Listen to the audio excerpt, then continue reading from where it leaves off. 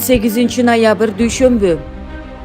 Эл аралык байкоочулар жергиликтүү кеңештерге шайлоонун жүрүшүнө жогорку баа беришип, шайлоо эркин, демократиялуу жана жогорку эл аралык стандарттарга жооп бергендигин белгилешти. Бишкекте Сүйүнбаев көчөсү капиталдык оңдоодон кийин ачылды.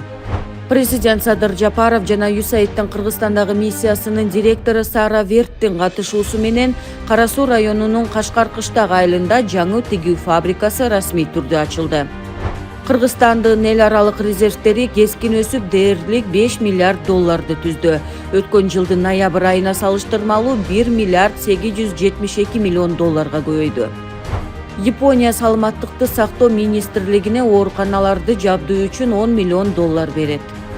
Жогорку кеңеште МРТ диагностикасынын кымбаттыгы боюнча маселе көтөрүлдү. Саламаттыкты сактоо министрлиги ооруканалардагы прейскурант арзандай турганын билдирди.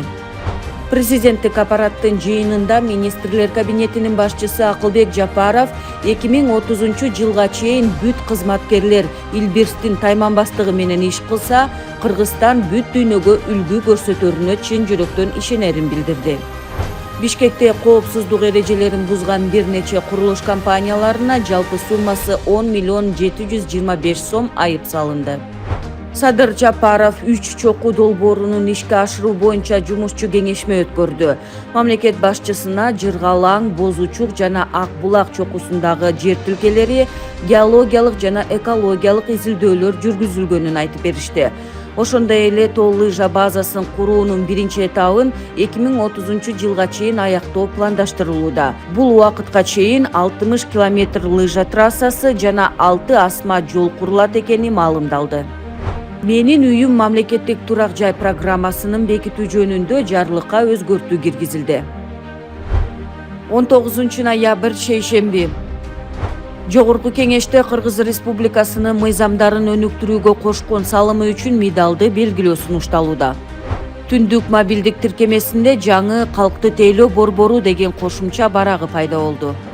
Жогорку кеңештин комитетинде Кыргызстанда бир катар айылдардын атын өзгөртүү маселеси каралууда. Кыргызстан бир катар айылдарды ичүүчү суу менен камсыз кылуу жана тазалыкты өнүктүрүү үчүн акча алат. Садыр Жапаров Кыргызстан менен эл аралык өнүктүрүү ассоциациясынын ортосундагы каржылоо жөнүндө макулдашууну ратификациялоо тууралуу мыйзамына кол койду. Акылбек Жапаров Улуу Британиянын элчиси Николас Боулерди жана Boston Consulting Group компаниясынын өкүлдөрүн кабыл алды. Президент Садыр Жапаров жогорку кеңештин депутаттарына кызматтык унааларды кайтарып берүү сунушун колдогон жок. Каркыра өткөрмө пункту эми күнү түнү иштей баштайт. Кыргызстан жана Казакстандын өкмөтүнүн ортосундагы мамлекеттик чек ара аркылуу өткөрүү пункттары жөнүндө макулдашууга өзгөртүү киргизүү жөнүндө протоколду ратификациялоо тууралуу мыйзамга кол коюлду. Бишкекте баасы дээрлик 1 миллиард сомдук бала бакча мамлекетке кайтарылды. 20 ноябрь шаршемби. Кыргызстандын футбол боюнча улуттук курама командасы 2026 жылдагы дүйнө чемпионатына тандоонун 3-чү этабында Ирандын курамасына 2-3 эсебинде утулуп калды. Кыргызстандык футболчу Азамат Байматов спорттук карьерасын жыйынтыктады.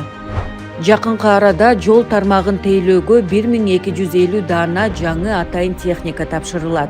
Техниканын көбү жол фондуна түшкөн каражаттын эсебинен алынууда. Айдоочулар ар бир литр бензин же дизелдин баасына 1 сомдон кошуп төлөйт. Чогулган каражат жол фондуна түшүп, анын эсебинен республикадагы жолдор оңдолот. Мыйзам долбоору жогорку кеңеште жактырылды. Президент Садыр Жапаров республикалык сынакта жеңүүчү аталган мыкты мугалимдерге жана тарбиячыларга акчалай сыйлыктардын сертификаттарын тапшырды. Сыйлыктарга 14 мугалим ээ болду. Алардын арасында жылдын мыкты мугалими наамын жеңген Назгүл Каныбековага мамлекет башчы Батирдин сертификатын тапшырды. Мамлекет башчы номер 57 мектепте мугалим менен окуучунун апасынын ортосундагы чыр боюнча өз оюн билдирди. Мындай кырдаалда сабак гана үзгүлтүккө учурабастан мугалим деген ардактуу наамдын да кадыр баркы кемсинде. Мындай сыйлабастык мектептеби, бала бакчадабы коомдун бир да бөлүгүндө орун албашы керек. Мугалимдердин жана тарбиячылардын статусун ар дайым коргоо, колдоо жана жогорулатуу өтө маанилүү, деди Садыр Жапаров. Мэриянын шаардык кызматтары Орто Сай базарынын аймагын иретке келтирүү боюнча иш алып барууда.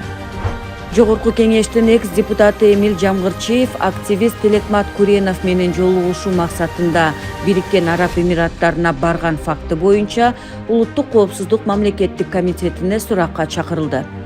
Камчыбек Ташиев ага жана анын үй бүлөсүнө карата коркутуулар болуп жатканын билдирди. Мен уюшкан кылмыштуу топтор менен күрөш баштаганда мындай коркутуулар боло турганын билгем. Бирок мен күрөштөн баш тартпайм. Биздин өлкө мыйзамга баш ийген демократиялуу өлкө, деп белгиледи Камчыбек Ташиев. Улуттук банк мобилдик тиркемелер менен интернет банкинг аркылуу акча которууларда комиссиялык төлөмдөрдү жокко чыгарды.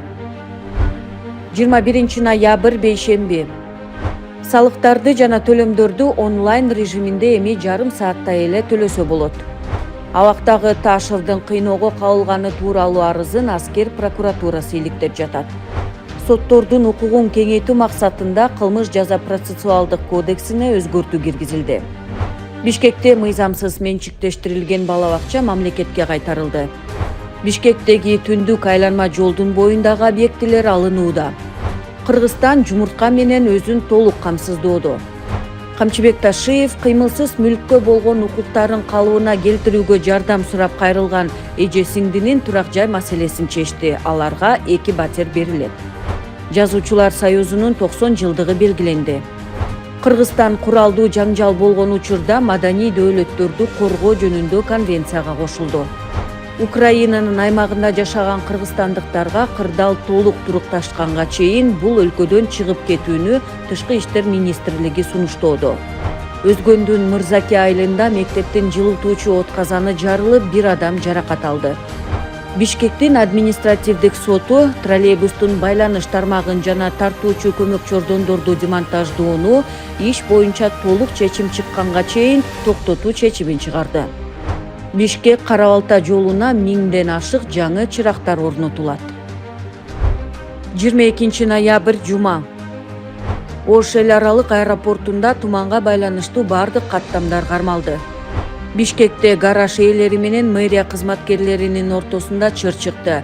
Мыйзамсыз салынган гараждарды демонтаждоо иштеринин жүрүшүндө гараж ээлери тоскоолдук жаратып, бензинге окшош суюктук чачып, тазалык ишканасынын кызматтык унаасы жана атайын техникасы жабыркаган.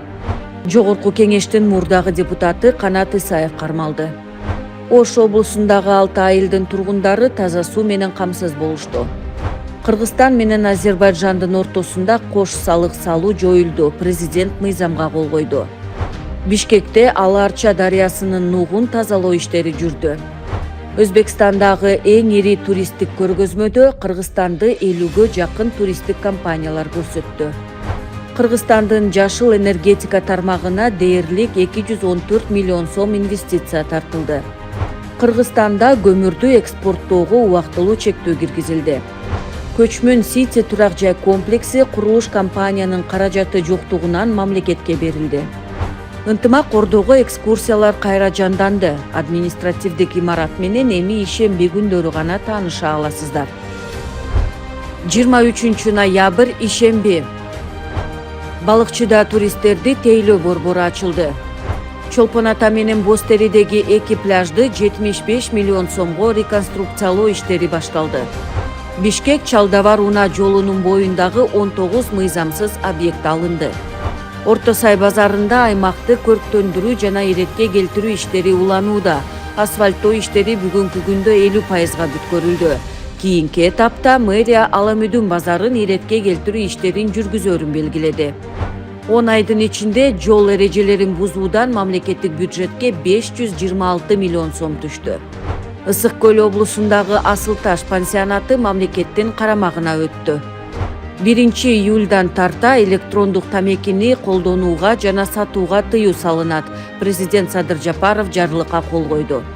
Акылбек Жапаров Азия өнүктүрүү банкынын Кыргызстандагы туруктуу өкүлчүлүгүнүн директору Чен Ву менен жолугушуп, Алматы Ысык Көл автожолун куруу маселесин талкуулашты.